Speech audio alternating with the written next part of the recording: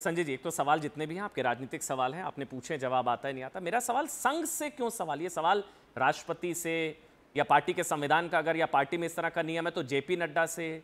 संघ, पहले तो आप लोग संघ को समाज के लिए खतरा जो शायद मानते थे, क्या आप समाज के लिए संघ खतरा नहीं है, नंबर एक। और नंबर दो, संघ में आपको उम्मीद की किरण कैसे नजर आई? संघ अब खतरा नहीं रहा समाज के लिए, संजय जी? नहीं नहीं, ना, सवाल ये है ही नहीं है। सवाल तो ये है कि संघ और बीजेपी अलग है क्या? नहीं। आरएसएस से निकली जनसंघ, वो जनसंघ शामिल हो गई, बनी जनता पार्टी, जनता पार्टी में शामिल हो गई जनसंघ।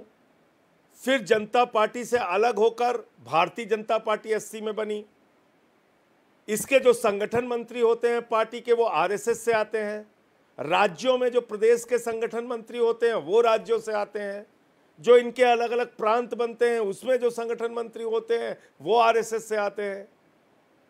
तो आरएसएस मात्र संस्था है, ये तो सीना ठोक के भारतीय जनता पार्टी के बड़े से बड़े सरकार के मंत्री कहते हैं, तमाम नेता कहते हैं। नहीं, लेकिन अगर एजेंसी तो दोनों अलग कैसे दुरुपयोग हो रहा है, अलग नहीं तो है। राष्ट्रपति को चिट्ठी लिखी जा सकती थी। नहीं, अगर 75 उम्र वाला है सीन, तो शायद बीजेपी के अध्यक्ष को चिट्ठी लिखी जा सकती थी, उनको ना लिखकर मोहन भागवत को बात से तो खुलासा होगा। अच्छा, इसी बात से तो खुलासा होगा कि फिर आप राष्ट्रभक्ति की अगर बात करते हैं, देशभक्ति की बात करते हैं, वो फिर खोखला दावा है आपका। ठीक।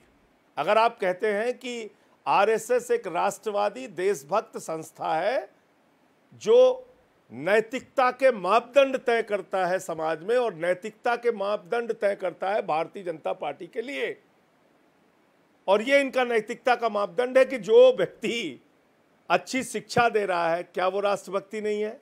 ठीक। फ्री इलाज दे रहा है, क्या वो राष्ट्रभक्ति नहीं है? फ्री बिजली दे रहा है, पानी दे रहा है, जनता की सुविधाओं के लिए काम कर रहा है। ऐसे केजरीवाल को, मनीष सिसोदिया को, सत्येंद्र जैन को आपने पकड़ के जेल में डाल दिया। तो यहां सवाल इन लोगों से है, आपका जो एक सवाल है, खुद में अपने आप में दावा करते हैं कि हम जी, आपका जो एक सवाल है कि प्रधानमंत्री रिटायर क्यों नहीं हो जो रहे हैं? दावा करते हैं कि हम राष्ट्रभक्त हैं। 75 साल।